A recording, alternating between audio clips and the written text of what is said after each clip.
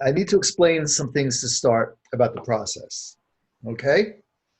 The handout is of a piece called a tshuva, which means literally an answer.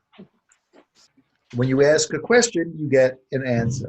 When you ask a question of Jewish law, we're used to asking a question of a rabbi or somebody else and getting a question, yes, no. But a tshuva classically is more than that. It is not only why I answer yes or no, or whatever the answer is, but it's also how I got there. And then you can judge the answer based on the reasoning, based on the logical reasoning. That's number one. Number two is, please understand that, by the way, David, which David is this? David Kravitz. David Kravitz. Hello, welcome, David Kravitz. Hi. So the other thing I need to explain to you is that this is part of a formal process within the conservative movement of answering blocky questions. If somebody comes to me and says, Rabbi Carlton, lecture thing. May I do this? I can say yes or no, or I can explain what it is. But sometimes there may be a question which, for a number of reasons, is not one that I want to answer myself. Maybe it's a difficult one and I need some help. Maybe it has far-reaching implications and I want to put it out there so that we can have a more thoughtful, more wider answer given. It's not just for example, for the Shaar, but it may actually have ramifications for other communities too.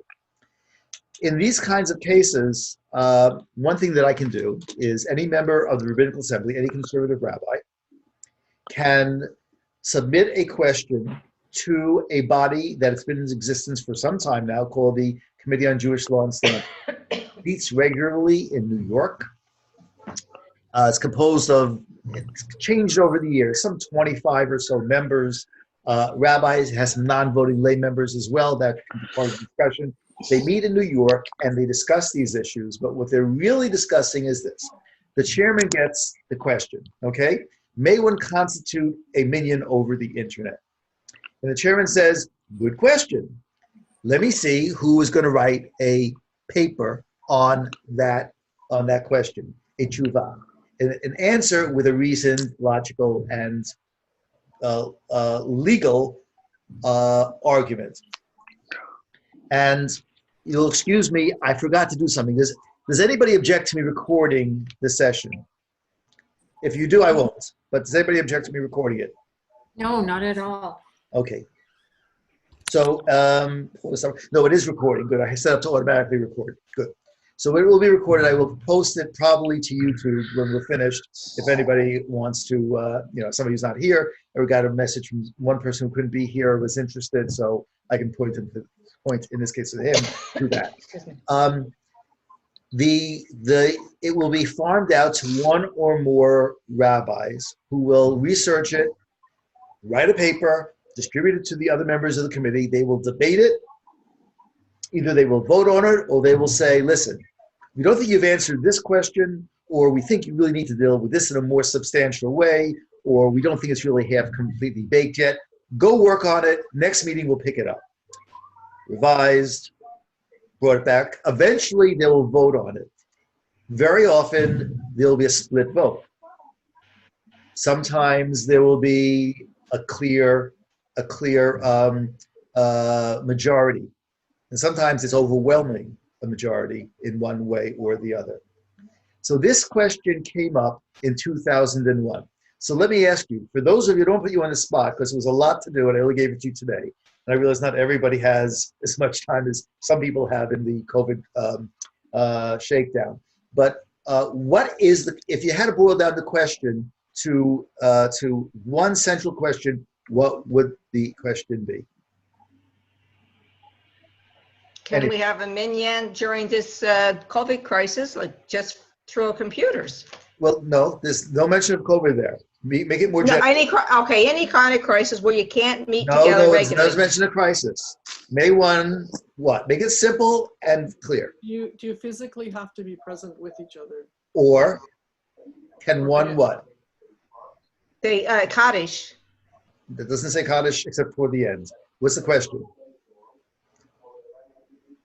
Or can you, if you can see the other people, is that okay? Or hear, more importantly, Hear. if you could hear, if you can You're respond. already going into it too far. The basic starting question is, you're already reading too far and you're getting a little ahead of ourselves. The basic question is what? May one do what? Right? Pray and be part of a Minyan. Minyan. Over the internet. over the, that's all. Stop. Stop. Thank you, If Joanne. you log on to a group like this, we've got 1, 2, 3, 4, 5, 6, 7. If we get 3 more, do we have a minyan? That's all. What's not being asked here? One question not being asked is, there's no mention of, at least here right now, no mention of Shabbat. Not a question of whether you can go on your computer or onto Zoom and to make a minyan on Shabbat. Everybody with me so far? Okay? It's really a question of may one be part of the davening community on Shabbat. As a corollary question to that, there is another question that you may have picked up on. I will explain it. And that is, the issue here is one of fulfilling an obligation. Not a question of may one log on to their computers on Shabbat. It's not a question of who do we count on the screen or how do we count them really. It fundamentally is, how does one fulfill one's obligations? So, for example, if one logs on and hears somebody say some bracha over the group, is it a minyan? Can you do that? And can you fulfill your obligation for doing so? For example, one example is Kaddish. That is, can one fulfill one's obligation by hearing it or by saying it in a minyan? Can one hear a bracha in the minyan and fulfill one's obligation, even though you may be in very, very different places geographically? I could be here in Nova Scotia and somebody could be in South Africa and we're still in the same chat group. Okay? So the issue is not Shabbat. The issue is not, it's not really Kaddish. The issue is fundamentally the community and obligation. The community, who's part of the community and who is part of, and the issue of obligation. I will tell you that this is something that you, if you read the Tshuva, and if you go into it, it is something that is, it is very different from the way we're used to thinking of these things, because Jewish law thinks of mitzvot not as things that we can do with other people, but as obligations that we have on ourselves, that we have imposed on ourselves, that we can or would like to discharge. If I have an obligation to say the Shema in the morning, for example, which there is an obligation, a mitzvah or a halacha, a law, then after I said the words Shema Yisrael, and so on, you know it, I've now fulfilled the mitzvah, and I don't have to do it anymore. Until that time, the obligation rests on me. So the question is, what about obligations that need to be performed in a community? Like, for example, Torah reading. Okay? Can one read the Torah over the internet? If I pull the Torah out and I start to read it, now we have 8 people here. We have 2 more. We'd have a minyan. Can I then say, oh, I can read the Torah now? We can all hear the Torah read. And the question is then, well, what does it mean to be a part of the community? So there is a basic difference in the sources. And by the way, I also want to say here at this point that it's a very long and complicated tshuva. And I don't know the way this is going to work. This is the first time I'm conducting this sort of, it's not really the first time I've actually conducted other, anybody remember Google Hangouts? I conducted a Google Hangout class, but it was a little different from this. It may need be that we actually go, we need more time than we've allotted this evening for this. So the question I have is, according to the Tshuva, what is the basic difference of opinion as to how to figure out, well, what does it mean to be part of a minyan? And there, some of you have already started to go there. So, what was the answer we already started to hear? And I stopped it, and now's the time to bring it back. To be a part of the minyan means you either what? If I'm part of the Physically minyan, there. excuse me? Physically there. Okay, so part of it might be a physical presence when you're in the same room. Those of you who are regulars at the Shaar on Shabbat morning know that we, for example, have a certain individual that often joins us on Shabbat morning, but in the library, which is on the second floor of the building. And sometimes we say, shall we call down so-and-so to be in the minyan? And what is my response always? No. My response is, then he has to come downstairs, right? Because it's not just that he could hear something happening underneath the floorboards or in the same building, there has to be physical presence. And what sense defines physical presence? Sight.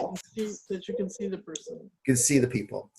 I look around in the room and I see other people. We share a space. Even if we don't say anything, I know that they are there. Now, do you have that in this sort of a configuration? Can we see each other? Yeah. Yes. Well, actually, I don't see David or Judith. No. True. But If we need a minion, I'll put my picture on. Thanks, Judith. Me too. okay, but it could be that well. Now you see what's happened there is that imagine that now we have a means to see each other even if we don't share a space. Again, somebody could have heard of this and logging on from South Africa, and guess what? We can see each other, but we're a world apart. We're literally on the other side of the world. So that's one possibility. Shared space, classically defined as sight. And the other is? By sound? By sound. So that, and by the way, one of them is, I would say, more subjective and more, for want of a better word, spiritual. We share a space. I can see you. I know you're there. And one of them is more legalistic. Why? Because sound is usually the way we define these things. I can hear the Torah read. I can hear the bracha. I can respond, amen, and my amen is heard by the other people. I hear somebody say Kaddish, and I say Yehi Shmei Rabbah, and they can hear me say it as well. That's legal. The other one, not so much. It's a little different. But clearly, what we've done here is we've been able to tease apart sight and sound from physical presence. Because it used to be that if I could hear somebody, it had to be within a certain proximity. Maybe they're far away and they shout, I can hear them, but, I'm not going to really hear a lot. Really have to share the same space. Or if I can see them, again, maybe far away, but classically, I'm sharing. Now we have a situation where we are sharing a different space. And what I want to point out about the tshuva is if you go to page 1 of it, you'll see a couple of things that I think you'll find interesting. First of all, did anybody notice when this was written and, well, I don't, it probably was written before this, but when it was finally voted on, when this decision came down? Anybody get the year? Is it March or May of 2001? I just have to bring it up. Right. 2001. It's a long time ago. It's 19 years ago, almost exactly. Lots has changed since then, but I'm gonna go out on a limb and say that there's certain things that have not changed, even in the 19 years intervening. Number one. Number two is look at the first paragraph. This paper was approved by the Committee on Jewish Law and Standards on March, well, it's almost exactly 19 years. What was the vote? 18 in favor, 2 opposed, and 1 abstaining. And 1 abstaining. That's a pretty conclusive, yeah. That's a pretty conclusive majority, I would say. It's really, I'm going to turn off my phone because it keeps making funny noises.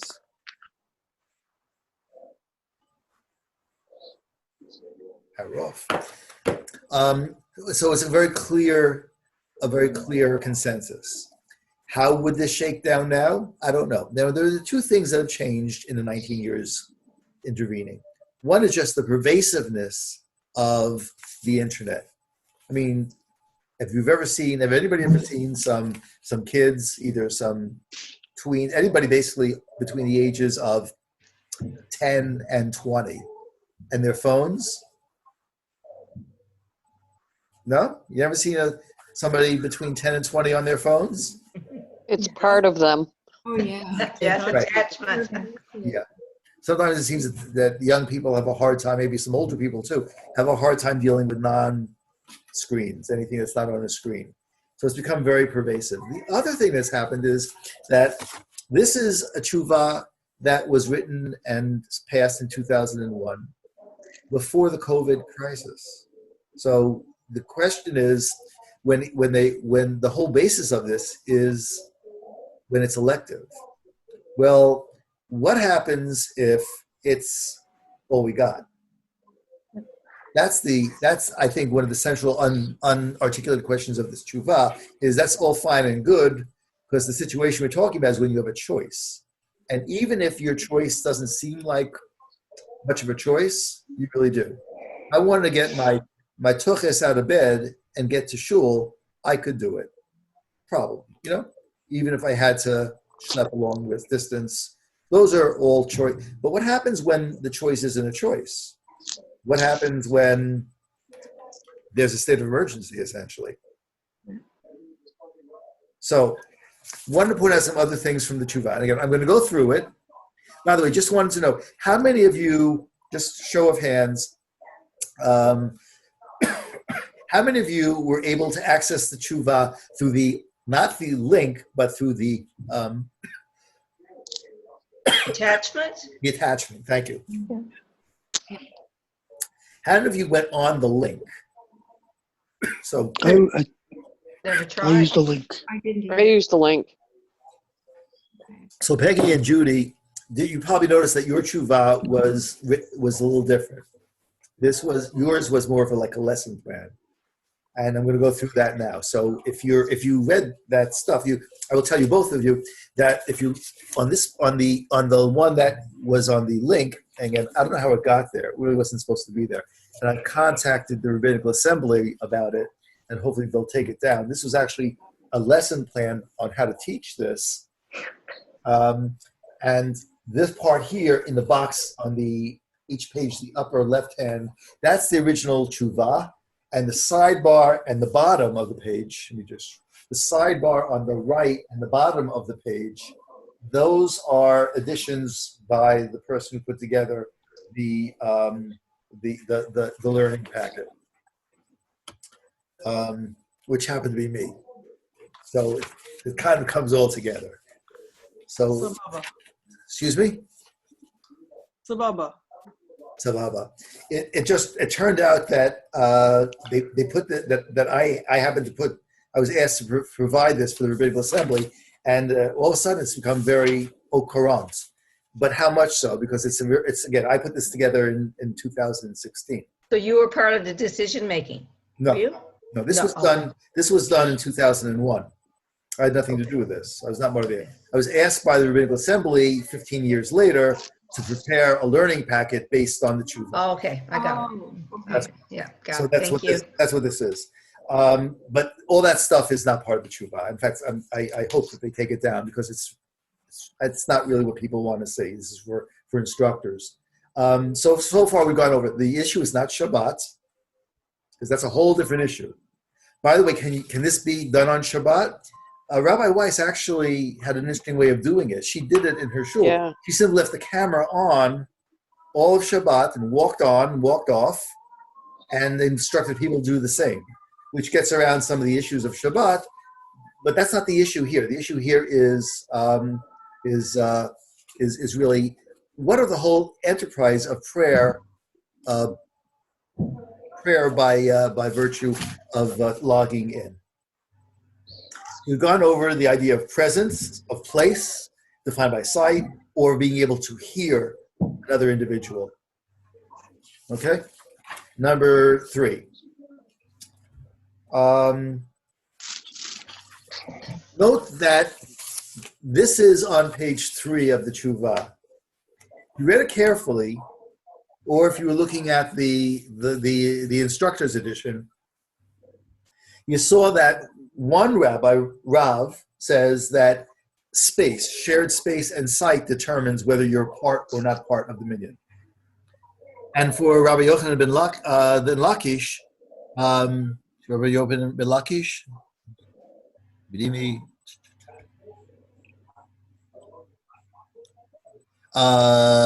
yes, it was hearing. It was hearing even without proximity. If you could hear somebody, for example, if a person were in the next room and you could hear them through the partition, but you couldn't see them. Well, which one is the halakha?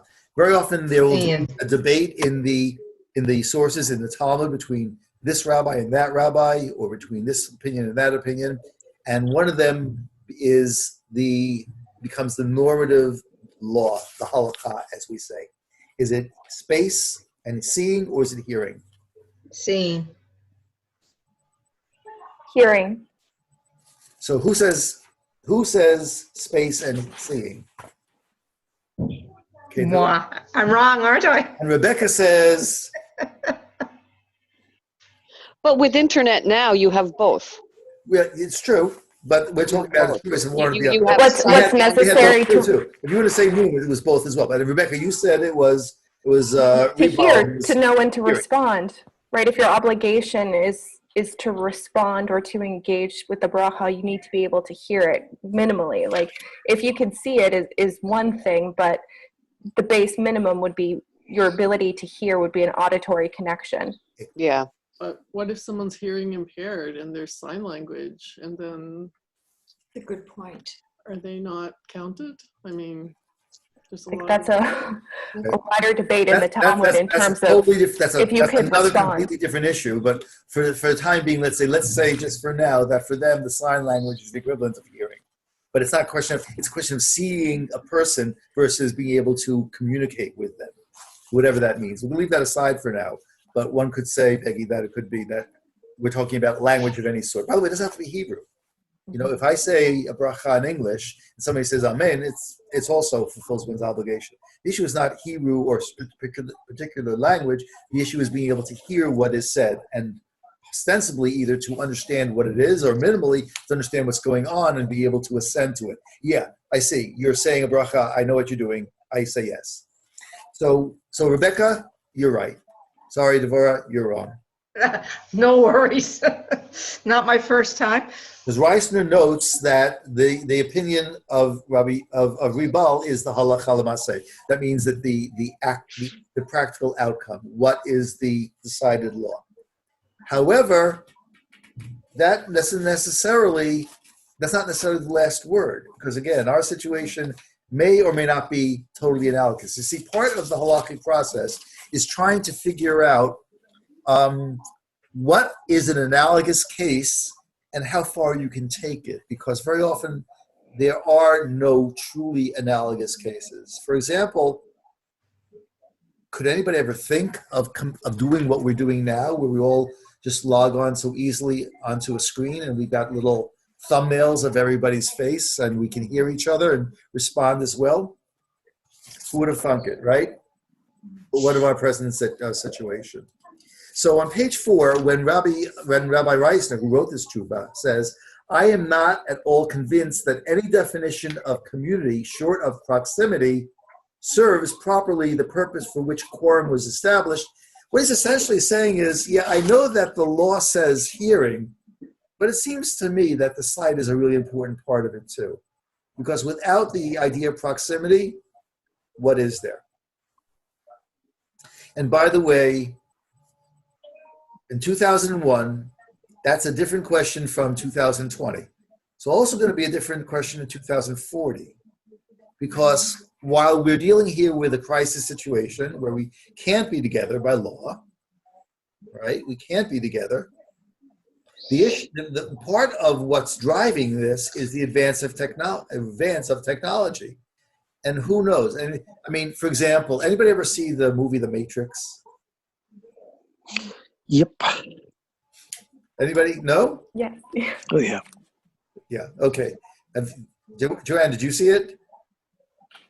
Oh, you should see it. Rebecca, you saw it. Peggy, you saw it too? I'm not sure. Okay. I've seen bits and pieces of it. I've never seen the whole thing at once. Okay. So The Matrix is basically, I found it very fascinating from a Jewish point of view, a very fascinating film, because it's really about what is reality. It's about when people are, instead of experiencing reality physically, what happens basically if it's pumped into their brains, if they're part of a matrix, as it were, of reality, where their brains are hardwired to be able to experience reality. And that's the only reality they know. They don't even know that they're hardwired because it just comes through as, well, I'm not saying that we're headed toward that, but certainly, the amount of interaction we have here. I'll give you one example.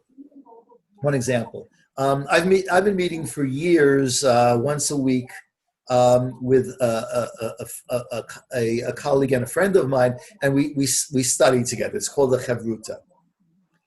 And when I was living in New Jersey, we used to do it in the same space. I'd be at his house, he'd be at my house. Sometimes we met at another place. But then I moved first to Connecticut and then to Florida and now to Nova Scotia. And we've kept it up. How? Internet. This way. Oh, good. So I just got a little pop-up from Zoom. Yeah. Thank you, Zoom. Did you get Yeah, that? I got it too. So we're very, Limited. yeah. I don't know if that's a sales. That's a very good thing. If that's for sales, or is that because of the COVID crisis that they've done that? Whoever's out there, thank you, Zoom, for. We can order it now and stay all night, Joanne. So now by the way, that second link, that was if we got disconnected, so we'd be able to reconnect it at 7:40. We're not gonna have to use it now, so hopefully I'll just get rid of it. Did everybody see that pop up? Yeah, I did. Okay. Yeah. David, you're being very quiet there. Are you muted? Yeah, I'm being quiet. And I didn't see the pop-up. I don't. Okay. So, but the idea that we'd be able to do this, and it wouldn't be unusual, is really quite extraordinary. And also along with that is the quality. The quality is really, really improved so that you can hear things now and you can see things. And when you see somebody's face now on This is a live. Zoom screen, it's really not what it was even just 10 or even 5 years ago, right? Quality has really improved so that we feel more connected to each other. Well, in 10 or 20 years, what's going to happen to that? What's going to happen to that? I'll give you another example. When I was young, when internet dating, what do you call that again? Those dating sites. Those dating sites. Oh. Gay dating? Gay dating? Like Match.com and all those things. E-dating? I don't know. Right, all those things. I'll get the link after this. If you met somebody using one of those sites, I remember 20 years ago when they were first starting up, people, when I say to a couple, how'd you meet? And they say, well, Harmony.com, wasn't it? we met on a dating site. It was But an you're thinking of embarrassment. eHarmony. It was an embarrassment, right? They felt, what a kind of a loser am I that I did one of those things. It's so, kind of desperation. Nowadays, it's normal. It's nothing to be ashamed of. People talk about it all the time. Right. So again, things have changed so much that what was once, kind of distant, it was not a way to connect with people. Now we take it for granted that of course we connect this way. It's so easy and so obvious. So that's part of what's changed. Now the question is, for us is going on to 6 in the Tshuva now on page 6 and 7. What should be of this rather unprecedented way of doing things? And the issue really is, and the conclusions of the Tshuva try to take a very careful middle ground. Whoever's doing that, would you mute your microphone, please? Whoever's making that noise. I think that was me. Can you mute yourself while you do that? Thank you. Are you okay? Yeah. Okay. So a very careful middle ground, saying that we want to preserve the idea of proximity.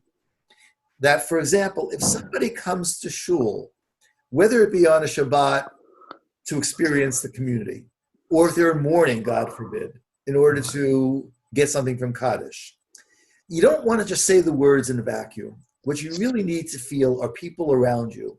And by the way, the structure of the Kaddish is exactly that. The whole point of the Kaddish is not really saying the words Yikadal V'Yikadash. It's really the response. Everybody says, right? Everyone says, right? The response is Yehei Shmai Rabba. Sorry. No.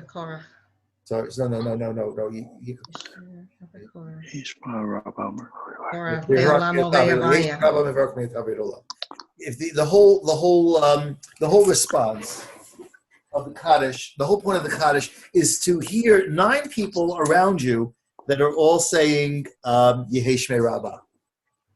That's, we're with, in other words, it's saying the words in a sense are unimportant. The words are about faith. The words are about God. May God's name be great. Yehei Shmei Rabbah.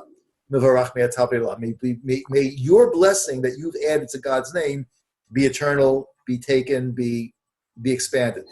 The whole point is that you hear that from other people around you, and you can hear it, and you can see them, and they're looking at you, and they're there for you. The whole point. That's the whole point of Kaddish, really. It's not some. I mean, you'll see, for example. Again, this is where I get into my little soapbox.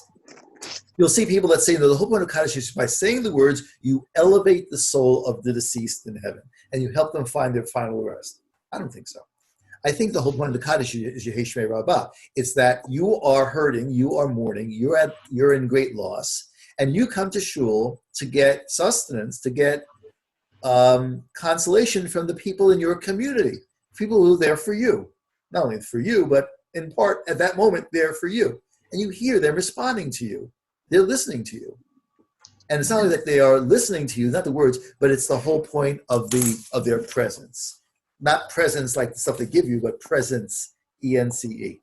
Yeah, So, it's the feeling of community. a feeling of that I'm part of something, and those people, we're all this, I mean, like, give you an example. I was on the phone with someone. I've been calling around some of our members, see if they need any help. And so I called somebody today, and she said thank you to me for calling. And I said to her, and my words were, that's what we do. We're there for you. You need something, we're there for you. We help. We're community. We're Jews. So you get that from being on Zoom together. And Rabbi Reisner is saying, to some extent, if it's all you've got, yes. But ultimately, no. So his conclusions are that you cannot be part of a virtual minyan. So his point is that just 10 people logging on to the same platform from 10 different spaces is not a minyan. Because it lacks that presence. It lacks that element of proximity. However, if there is a minyan and it is broadcast or webcast, so other people can participate in an existing minyan, that's okay. You can fulfill your obligation. So if we have 10 people here, 10 Jews who are davening, and somebody logs in through a webcam and is part of that, that's okay. Because they are trying to the best of their ability to be a part of something bigger than they are. But it's not all over the place. It's rooted in one physical place where people actually constitute a minyan. Okay? Number 3, Rabbi Reisner also acknowledges that this can be, this is in a sense of slippery slope. What about, for example, webcasting a service and posting it on YouTube or on a website so that it's, they have webcast the Shabbat morning service. Let's make this simple. Forget about Shabbat. I'm sorry I said that. They webcast the Tuesday evening service from Shaar Shalom. And now it's at let's say 7 o'clock. We have a minyan and we're going to webcast it for everybody who's homebound. And somebody says, I've got an appointment at 7 o'clock. I can't make it 7, but I can make it at 8. So I'll go onto YouTube, the Shaar Shalom YouTube channel, and I'll click on it, and it'll be just like I'm there. And what does Rabbi Reisner say about that? Not good enough. Why do you think? Even without reading it, there's an intuitive aspect here. There's no community. It's not No, because it's not time bound. You need to be time bound and fulfilling the mitzvah as it relates to a local community or where you are in terms of like the time in which you're participating in your obligations. Yeah, good, Rebecca. Think of it this way. I can hear the leader of that 7 o'clock minyan at 8 o'clock now say, Baruch Hu et Hashem hamvarach, and I can say, Baruch Hashem varach li'olam, and respond. But I'm responding to a recording. There's nobody there doing it anymore. They've all gone home. And if there were if there were two-way audio, I'd be talking to the wall. Nobody can hear me. Okay? That gets into number 4 on Rabbi Reisner's conclusions. Okay? He really I don't remember him saying this, but I think he said it. That there has to be two-way communication. That at least the people on the other end of the line have to be able to be heard. So, for example, if I say, Amen, that my Amen has to be transmitted into the space. I think I remember seeing that. That was there somewhere. Was there somewhere. Yeah. So, it has to be both ways. Because, again, if I'm part of a minyan, it's not just a one-way connection. It's a two-way thing. And I have to be able to be heard as well as to hear. Good. I have a question about that. Because it seems counterintuitive to me that you do need to be heard, because it was my understanding from his conclusions that you could listen to a minyan that was existing and was together and you could hear it and respond, but that you didn't constitute as, you were participatory, but you didn't actually count in the minyan. So in terms of them having to hear you, that seems like an additional step that sort of goes beyond the conclusion that he suggests. Yeah, good question. Now, the point is this. If we have, let's forget about the virtual part now. Okay? If we have a minyan of people here in the space and we're davening together, we have 10 people, and an 11th person shows up. Well, you could say that they should go home. Their presence doesn't seem to add anything, right? You could say that. But no, the point is that they are part of the minyan, and their presence now means something. Why? Because they can hear the others, and they can respond to the others. Even though they are the 11th, that person is the 11th, they may not be counted toward the minyan, but they are participating in the minyan. So the question is, for example, can I fulfill my... Let's give you an example. I'll give you the clearest example, okay? We had the clearest example of a mitzvah that can only be performed in a minyan just a few weeks ago. There's a special Torah reading before Purim, Parshat Zachor, where we are, remember what Amalek did to you, don't forget. That whole passage from the Torah was the maftir that day. That is actually an obligation for the individual to hear. Now, you can read it at home. You can do it all kinds of ways. But if you log into a synagogue, for example, if you logged in, forget about the Shabbat aspect now. But if you said, I want to hear Zachor, that passage, read from the Torah at the appropriate time, I want to hear it and fulfill my obligation for doing so by hearing the Torah read at the appropriate time, and I'm the 11th, can I do it? Well, the answer is yes, you can. Because although they don't need you to do it, you are now participating in their mitzvah. So too, for example, if I want to be a part of a minyan, no, they don't need me, but now by being piped in, bad metaphor, piped into the minyan by virtue of Zoom or whatever, little paid product placement there. So if by virtue of doing that, I am now a part of them in some way. I can't, and what he's doing, he's taking a middle ground. He's saying, yes, I'm a part of it. I can hear and fulfill. I can hear the bracha and say amen and fulfill my obligation if it's in real time. And my amen can be part of the group because they can hear me and maybe even see my face on a monitor, maybe. But not completely. He takes a very middle ground. What has to happen? They have to be 10 doing it, and I can latch myself onto them. But I can't do it by myself as part of this virtual minyan. So it's a question of being in real time. It has to be in real time. It can't be delayed, like you say. I mean, a lot of us go online and watch, Right. Yeah. Podcasts or whatever. But right. For the purpose of a minyan, it has to be real time. Right. So exactly, for purpose of minyan. Now, so for example, on this first Friday at 6:00, I did this on YouTube. Never again. Sorry, YouTube, but it was a really bad experience. And the recording is really bad. I apologize. It's hard to understand. So we had about 10 people at 6:00 who came into the room in YouTube. And, oh, hi, David. This is different David. This is David Wolf. Who came into the room and heard my Devar Torah, okay? Some of you were there for that. I remember, Peggy, you were there for it, right? We had 10 people, because YouTube tells me that. So I went on the next day, I posted it right after, and it was really hard to understand. I still had it, but I think I about 45, 50 hits so far, which was more than I thought.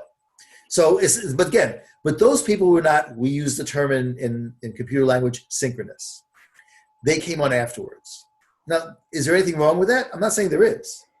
But there's a difference between experiencing it in real time and going back for the tape. Mm-hmm. So I have a question. I'm a little confused. I did not have time to read this before tonight. No problem. So No apologies necessary. I said it very late, and it was very long and very long and technical. So page 7, his conclusion is a minyan may not be constituted over the internet. Right. So in 2001, this teshuvah said, no, you can't come together like we are now in Zoom and make a minyan. No. But if there was a minyan somewhere and someone had to join it electronically, that'd be okay. They could. Right. So that is, am I correct? That's what he said in we are so far? 2001, okay. Yes. Thank you. Yeah. Right. Because the physical minyan, It's already there. The physical minyan itself fulfills the obligation, right? And so them broadcasting out and you participating or hearing it through the internet is okay, but the minyan itself being created in cyberspace doesn't fulfill that obligation of being in the same physical space, right, as the Talmud had described what constitutes one place. Right. Now agree. Now understand here that there is actually room for a different opinion, because Rabbi Reisner, the author, is actually saying is, I know the Talmud ultimately rules that the hearing is the most important thing, which may allow us the ability to say, if we can hear each other, even if I'm here and somebody is in South Africa, it's okay because we're hearing the same, well, not the same sound. There's a whole different issue as to whether a recorded, transmitted sound is the same thing as me hearing. If you're in the same room as me and I speak, the sound's coming out of my body and it's going to yours. And I can hear you. My voice is going into a microphone on my computer. It's being digitized. It's being sent out over the internet. You get it at your end. It is being undigitized and transmitted over your speakers. It's what we call a hid or an echo of a sound. So that's another issue that is also part of this discussion. But at least we're hearing the similar sounds. You can understand what I'm saying in real time. I say the word now, and you hear on your end at the same moment, more or less, the word now. And that means something. What he's saying here, I understand that's very important. But I think there's something missing when you are not constituting a physical space, presence, community together. And that's what I want to push off. Now, the question really is, number one, given that this was written 19 years ago and things have changed, do we need to be, would you suggest that if this question were resubmitted to the law committee, that the answer would be different from what was given in 2001? And number two is, who could have thought that we'd be in a situation where, I'll tell you the truth now, I am actually, because it's the best place for me to work, I'm sitting at my desk in my office at the Shaar. And the issue has come up. I think and what happens if a police car comes by on, what's that called, Pepperell, and sees my car and knocks on the door and says, anybody in there? Go home. And they break this up, right? Who would have thought of a situation where we would be, by law, or by virtue of basically the civil authorities, be encouraged or even coerced into being home, where they close the parks, where any meetings have to be less than 5 people, 2 meters apart, the whole thing. We really can't make a minyan. When we canceled the minyan here at the Shaar, and by the way, we really held on a lot longer than they do in many other places. We were the last ones on the block to cancel. We really felt we had no choice at that point because it was impossible based on the way things were going. Not only because of safety's sake, because of legal sake. There was simply no legal way for us to do what we wanted to do. And in fact, it's going to be a long time before we can get together. This is all we've got. So you go back to saying Rabbi Reisner, well, that was fine and good in 2001, Rabbi Reisner. But look at what's changed and look at the situation we're in now. Isn't there a possibility of being more lenient? And honestly, when I put this, because I told you I put this together for the Rabbinical Assembly and for Rabbi Reisner, I actually, if I were on the law committee, I would have voted. I thought he got it right. I think that Rabbi Reisner got it exactly right. Dial in if you need to, log in if you need to, but there has to be a core physical presence. I thought it made perfect sense. I thought he argued it well. By the way, I have the utmost respect for Rabbi Reisner. He is a scholar and a very reasoned Jewish legal mind. Really, he really is quite respected within Jewish halachic circles, I believe. It makes perfect sense. But then comes COVID. And what do we do now? So, and I will tell you that one of the problems is that this is unprecedented. Let's also tell you one other thing, that it's very hard to make new halachic tshuvot, responsa, answers, policies, when you're dealing, A, with unprecedented situations, who would have thought? And number two, in the space of not years or even decades, but days. We need an answer now. This is not the way Jews work. This is not the way Jewish law works. So I open it up to your reactions now. And we have 5 minutes, but if anybody can stay later, I can stay a little later too. Well, when I saw the announcement by the RA, they put out an announcement on the 17th of March regarding virtual minyan. Right. But it's based on I was pleased to see it. It's based right? on this tshuva, though. It is. Based on It what? is. It's very particular. It's particular to this crisis and only for as long as this crisis Mhm. Last. prevents us from having a physical minyan, Right. right? But you know, I had already in my own head, because I'm self-isolated, thought I will join a minyan somewhere Mhm. because I want that community. I need that community. And now, to me, the community is online. This is our community, meeting tonight for a class instead of meeting in the gold room upstairs, Mhm. right? Right. I'm in agreement, certainly, with what the RA has put out so far. Well, what the RA put out so far, again, because this is too fast, too much, too soon, is all they really have to go by is by past precedent, which is what we're studying. And so the issue of, well, what can we do? Well, also understand there are two different questions being asked. Number one is halachic, and that is, can one fulfill one's obligation in this way? Can you make a minyan? That's all in the realm of halacha. But then there's also the realm of community. What we're doing tonight is not halachic, meaning that whether I had one person here online or whether there were 20 people sitting in the same room, we're studying together. And study is study. There's no difference. It only when you talk about clearly defined halachic parameters that there is even the possibility of an issue.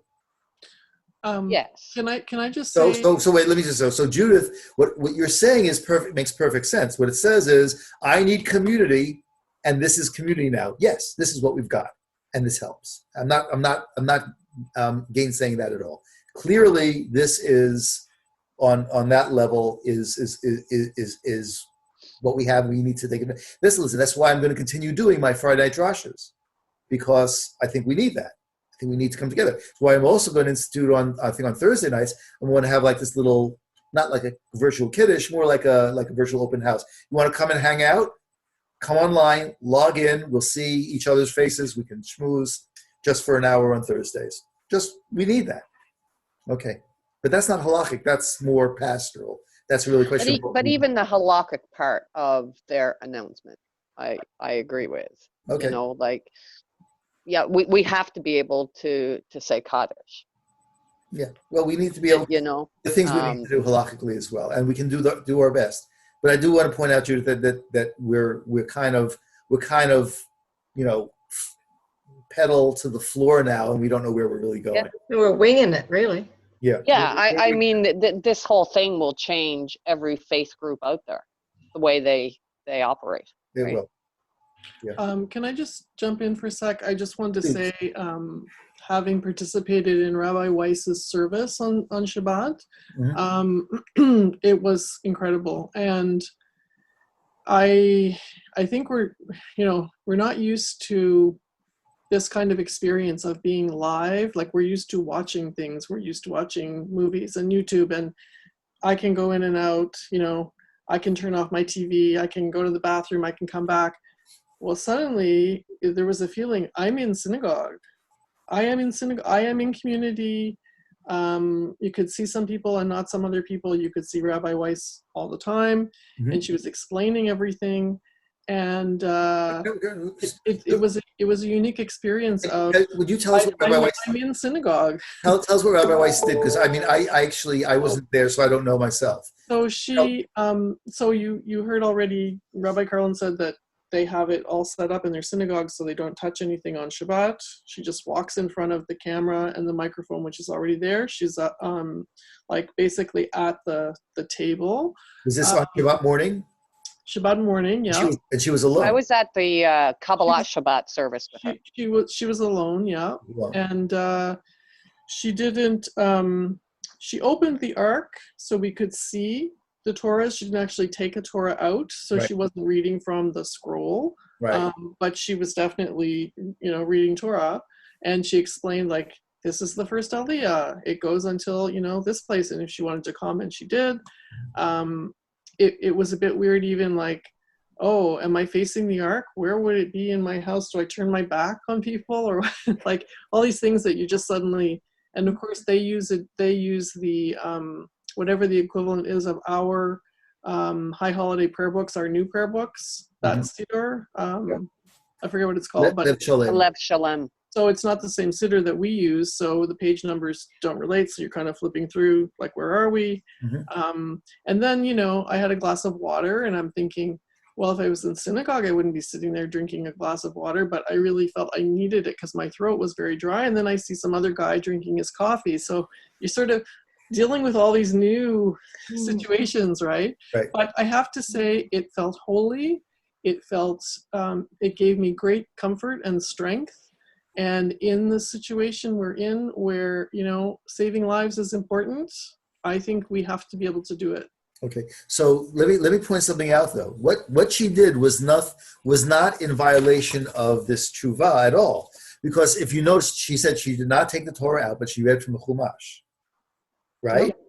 Well, that's exactly the point. Since she was saying, I don't know what was in her mind, but I only assume that she was following this tshuva, then said, since I don't have 10 here, I can't take the Torah out because I don't have a minyan. Even if there are 25 people who are logging in at that moment, but I can minister to them, I can read Torah to them, I can teach them, I can daven out loud, we can all sing together as best as possible. There are things we can do, but that's what this tshuva tries to say. There are things we can do, but the question is, well, how about some of those other things? The next step will be for somebody to say, you know something, I'm here alone. Can I take out the Torah if I see there are 9 other people that have logged in at that moment and read Torah? And can the person, you know, you over there, Rebecca up there in the right-hand corner, would you take the first aliyah? And she says, Baruch Hu, and we do that. That's the next step. Yeah, That's the next step. And I'm saying that Rabbi Weiss didn't do that, and I know why she didn't do that. But also she said that for now they've decided everybody's muted because you have 20 people and you can hear all the background noises. So for now, you know, you're muted. You don't have the option to say, but I want you to hear me. But I knew there was one point where she said, I see some people there from Nova Scotia, and you're going to recognize this tune. And I was certainly singing along, and then I saw her smiling at the camera, like she could see me singing. So you did feel this connection, even though you couldn't be heard. So that was really nice. But again, please understand that since that what she was doing was not really fulfilling or utilizing we call them kulot, the leniencies of this responsum, because she said this is not a minyan. This is simply something that I'm doing for people in a Shabbistic way on Shabbat community, reaching out to them in the given crisis situation. So there, the issue was not this tshuva, it was rather, how do I do this on Shabbat? And so what her response was, I saw this, was saying, well, I'll simply set it up beforehand, I'll walk on, I'll walk off, that's okay. I'll tell people to do the same in their homes, and that's okay for them too, and we can do that. We could do that here. We could set it up, and I had this set up in my office. I could keep this on all Shabbat. Or I could move it to the sanctuary. Ironically, it would probably be better there because it's closer to the Wi-Fi router. And I get better reception. So I could move my laptop there, and I could set it up, and I could come on Shabbat morning, and I could stand where I usually stand. And I'll say, welcome to my congregation on my ThinkPad screen. I think part of it, though, is she could see us. And I think that at least would give her or you some sense of, like, there are people out there. It's not just I'm talking, you know, into the void. I'm sorry, but my dear husband has made me supper, and I need to go. So let me. You need any company? Before you go, Peggy. Before you go, real fast. Number one is I agree, and that's why I actually like. I'll give you an example. When I told you about my chevruta, the person with whom I study every week, sometimes we do it over the phone with no visuals. I don't like that. You don't really feel as connected, even though I'd be watching this guy looking at a book, and it would be very interesting. I just feel a greater connection. I don't think doing this class by telephone would be that great. I really like having to see. I really like seeing, my tiles of faces. There's a lot of nonverbal communication that happens. But even just seeing faces makes all the difference. Okay, that's number one. Number two is a question. It's after 8 o'clock. Again, thanks to Zoom for extending the session. Do you want to, I was going to do this every week at this time on different topics. People can come and go as they please, put out the notice. Do you want to continue this, or would you like to go into another topic? What overall, I think we may have exhausted this topic for now. Does everybody agree, or do you feel that, no, we really need to go into this some more?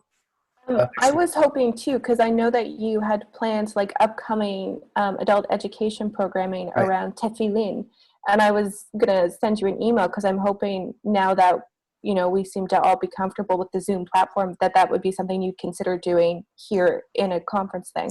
I think, for example, there's certain things that we really can't conference. One is how to wear tefillin. Because there's the tactile thing. I can demonstrate, I can watch you, but it's not the same as actually saying, let me pull the strap this way, look at the fingers there, do it this way. It's a very different thing. But is there a consensus that we've exhausted this topic reasonably for now? Obviously, we go on a long time with it, but we should move on to something else next week. Yeah. How about Yeah. Pesach, having a Seder alone? Virtual Seder. Some teaching on what to do. I mean, everybody's going to be conducting their own individual Seder this year Right. across the I world. did that good. last year. Next week, I will find something connected with Passover and perhaps the Seder. That's a really tough one. That's a really tough one. But how do you do a Seder? Listen, Put you on the spot. It's Listen. not that difficult. I did a Seder by myself first night last year. okay. Right? Maybe you real- can teach real us, question. Judith?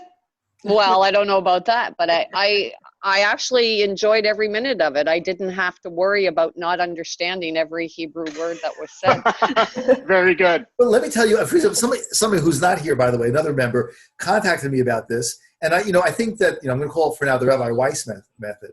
And that is, if you set up your computer in your dining room on, an Erev Pesach, so that, and you log on with, your friend or family or whatever, that might be workable. So let's do that next week.